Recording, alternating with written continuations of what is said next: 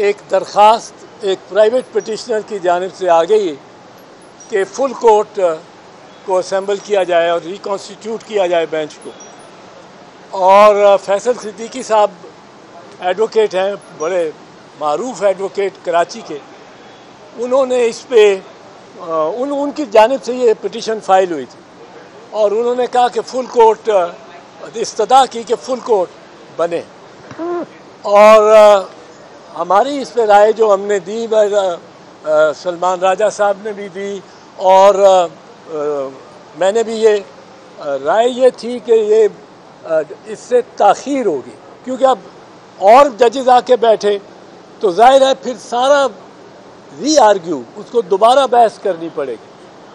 तो हमने ये कहा कि हमें तो इत्मीनान है इस अदालत पे भी और इससे ताख़ीर होने का, और सिविल लिबर्टीज़ का इशू है, इसमें फंडामेंटल राइट्स का इशू है, लोगों की ज़िंदगियाँ और ख़ानदानों की ज़िंदगियाँ जीर्ण हुई हैं, इससे बड़ी खौफ में है लोग।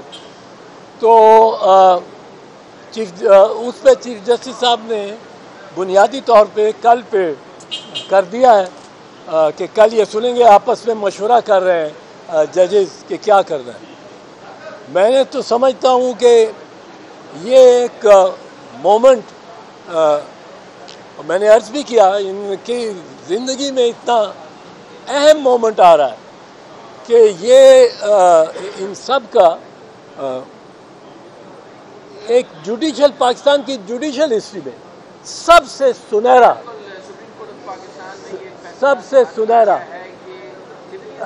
वो हो सकता है इसका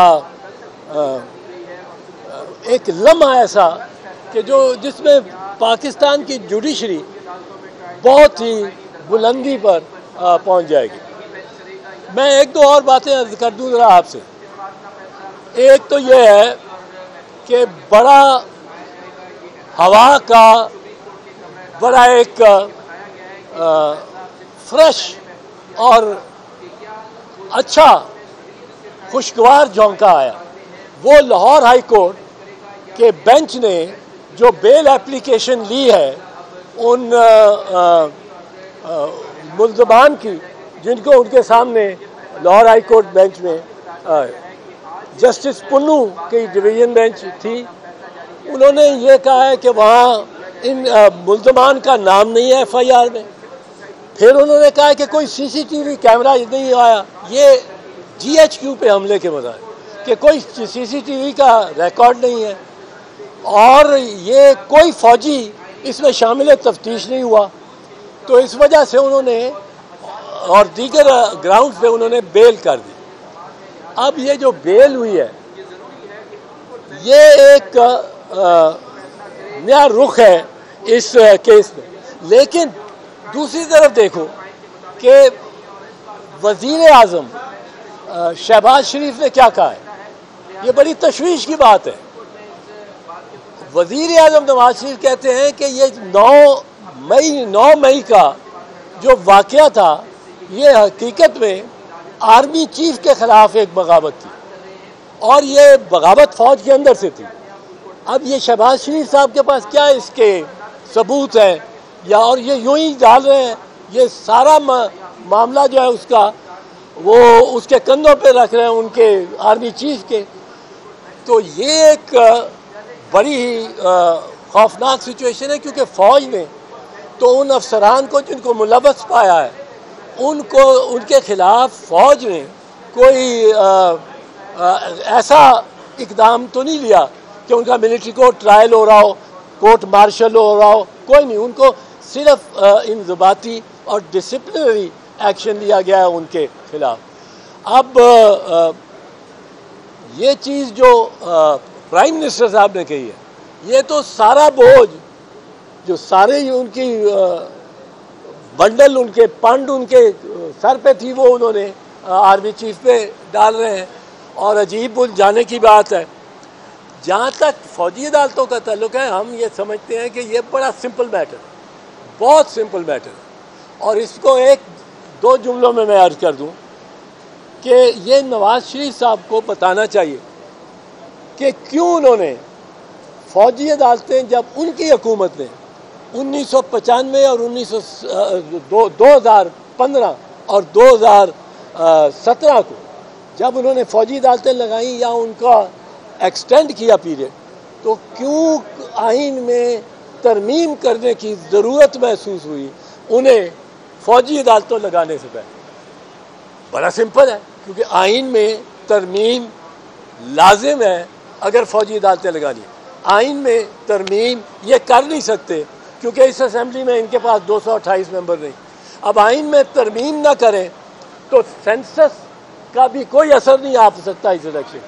आइन में तरमीम ना करें तो सदर अलवी रहेंगे जब तक उनका इलेक्टेड सक्सेसर नहीं आता।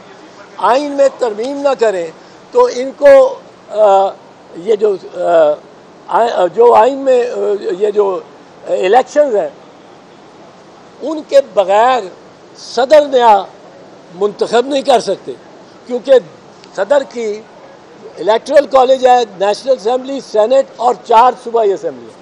2 सूबों की असेंबलियाँ ना हो तो सदर नया इलेक्ट ही नहीं हो सकता। और चलेगा डॉक्टर अलवी साहब, सारा उसमें लिखा है shall continue until his successor is elected. तो वो ये इन्होंने ऐसा मखमसे में डाला हुआ है और अपने को भी कौम को भी, पर जो ये निगरानों को मज़ीद इख्तियारात दिए जा रहे हैं, ये मैं आपको एक अर्ज़ कर दूँ, जो निगरानों को मज़ीद इख्तियार दिए जा रहे हैं, इससे लगता है कि इनकी कोई नीयत है कि ऐसा निगरान लगा दें जो अपना ही हो, हमसा ही हो, और उस निगरान को लगाने के बाद उसको पंजाब असम्बली की तरह, कि पंजाब असम्बली डिज़ोल्व हुई है, कौमी असम्बली डिज़ोल्व हुई हो और निगरान चलता रहे। इससे लगता है कि इनका कुछ नीयत निगरान की मियाद बढ़ाने की। ये मैं आपको एक अर्ज़ कर दूँ, जो निगरानों को मज़ीद इख्तियार दिए जा रहे हैं, इससे लगता है कि इनकी कोई नीयत है कि ऐसा निगरान लगा दें जो अपना ही हो, हमसा ही हो, और उस निगरान को लगाने के बाद उसको पंजाब असम्बली की तरह, कि पंजाब असम्बली डिज़ोल्व हुई है, कौमी असम्बली डिज़ोल्व हुई हो और निगरान चलता रहे। इससे लगता है कि इनका कुछ नीयत निगरान की मियाद बढ़ाने की। हम पुरज़्म हैं आपको आगाह करने के लिए। अगर आप दुनिया भर से हासिल होने वाली इत्तलात, मालूमात और ख़बरें जानना चाहते हैं तो अभी सुनो न्यूज़ का YouTube चैनल सब्सक्राइब करें और बेल आइकन पर क्लिक करें।